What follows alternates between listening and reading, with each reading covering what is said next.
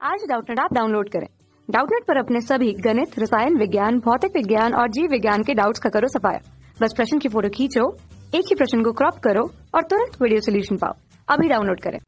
नमस्कार दोस्तों, हमसे पूछा है चिकनी सतह वाले एक बड़े गुटके की अनंत सतह पर m द्रव्यमान की एक छोटी वस्तु रखी है। गुटके को दाहिनी और क्षैतिज दिशा में एक निश्चित त्वरण से चलाया जाता है और इस स्थिति में छोटी वस्तु अनंत सतह पर नहीं फिसलती, मतलब कि स्थिर है ये। ठीक है, गुटके द्वारा वस्तु पर लगने वाला परिणाम क्या होगा।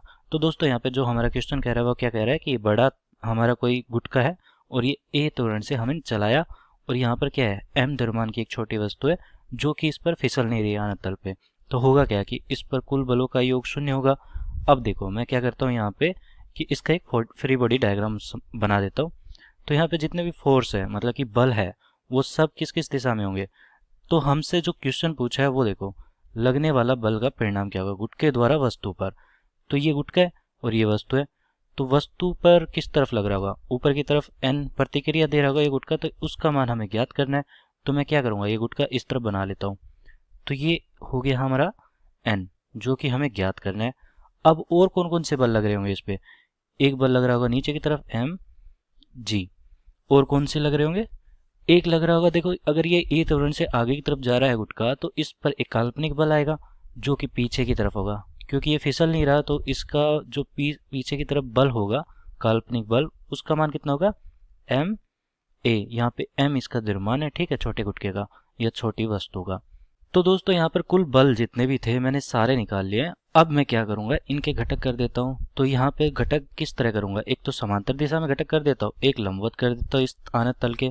तो मैं समांतर दिशा में इस प्रकार कर देता हूँ कि इस तरफ तो ये है समांतर और ये है लंबवत। ठीक है, इस तरफ घटक ले रहा हूँ मैं। तो सबसे पहले किसका लेता हूँ, एम जी के घटक ले लेता हूँ, लेकिन उसके लिए मुझे कोण भी पता होना चाहिए। तो दोस्तों कोण के लिए देखो ये वाला कितना है, ये एम जी नीचे की तरफ लग रहा है, तो ये वाला अगर थीटा है तो ये 90 माइनस थीटा हो जाएगा, और अगर ये 90 माइनस थीटा है तो ये थीटा होना चाहिए। तो मतलब कि ये वाला कोण हमारा थीटा आ जाएगा। अगर ये थीटा है, ये 90 माइनस थीटा, ये कितना हो जाएगा, क्योंकि ये भी लंबवत है, ये दोनों लंबवत है, तो ये 90 माइनस थीटा, ये थीटा हो जाएगा। तो ये भी हो गया थीटा। अब दोस्तों हमने कोण तो निकाल लिया, अब कोण के साथ साथ अब हम घटक भी कर लेते हैं। तो यहाँ पे mg है, mg के घटक किस किस तरफ आएंगे, एक तो समांतर ले लेता हूँ और एक अनंत तल के लंबवत। तो यहाँ पे mg का थीटा की तरफ कितना आ जाएगा, mg कोस थीटा घटक, mg कोस थीटा, और इस तरफ कितना आ जाएगा, mg साइन थीटा। अब दोस्तों यहाँ पे अब किसकी बात करते हैं, हम f की बात करते हैं। तो f का इस तरफ घटक थीटा की तरफ घटक क्या हो जाएगा, एम ए कोस थीटा, और इस तरफ घटक क्या हो जाएगा, एम ए साइन थीटा। ठीक है, ये हो गए हमारे सारे घटक। तो अब क्या करूंगा मैं, एक तो ये समांतर वाले को बराबर कर देता क्योंकि हमारी स्थिर है, और एक ये लंबवत वालों को बराबर कर देता क्योंकि हमारी तो वस्तु स्थिर है, दोनों स्थिति में किसी तरफ भी गति नहीं कर रही है। तो एम ए कोस थीटा, समीकरण एक ले लेता हूँ कि एम ए कोस थीटा बराबर, ये किसके बराबर हो जाएगा, एम ए कोस थीटा, इस तरफ वाले बल के तो एम जी साइन थीटा के बराबर हो जाएगा, एम जी साइन थीटा। तो ये हो गया हमारी समीकरण एक। अब यहाँ पर देखो n जो कि हमें ज्ञात करना है, n बराबर क्या है हमारे पास, n बराबर m a sine theta plus M G cos theta. तो m a sine theta plus M G cos theta, m ji cos theta, और ये हमारी क्या होगी, समीकरण दो। तो दोस्तों अब आगे हल करते हैं। तो समीकरण एक और समीकरण दो में देखो क्या हो रहा है कि यहाँ पर मैं क्या करता हूँ कि a का मान यहाँ से निकाल के इसमें रख देता हूँ, तो मैं mg में मान आ जाएंगे सारे। तो a का मान देखो यहाँ पे क्या है, m से m कट गया, तो a कोस थीटा बराबर g साइन थीटा। तो a कोस थीटा बराबर g साइन थीटा, तो अगर a का मान निकालूँ यहाँ से तो a बराबर क्या आ जाएगा, g साइन थीटा बटे कोस थीटा।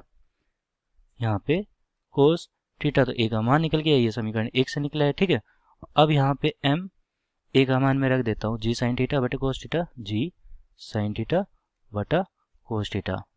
अब ये तो हो गया हमारा a का मान, और ये साइन थीटा पहले से है तो साइन थीटा लिख देता हूँ, प्लस जो बाकी की टर्म है वो वैसे वैसे लिख देता हूँ, एम जी कोस थीटा।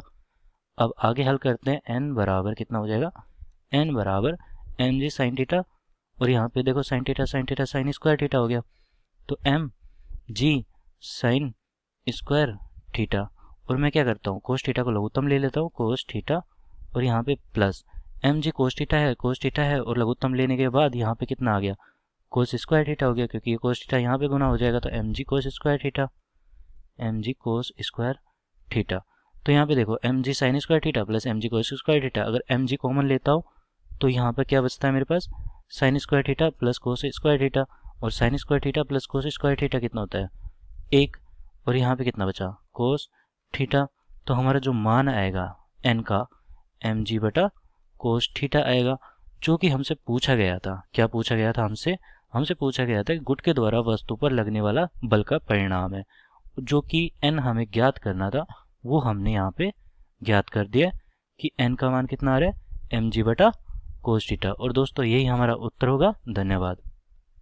कक्षा 6 से 12वीं से लेकर नीट, IIT, JEE वो एडवांस के लेवल तक 1 करोड़ से ज्यादा छात्रों का भरोसा।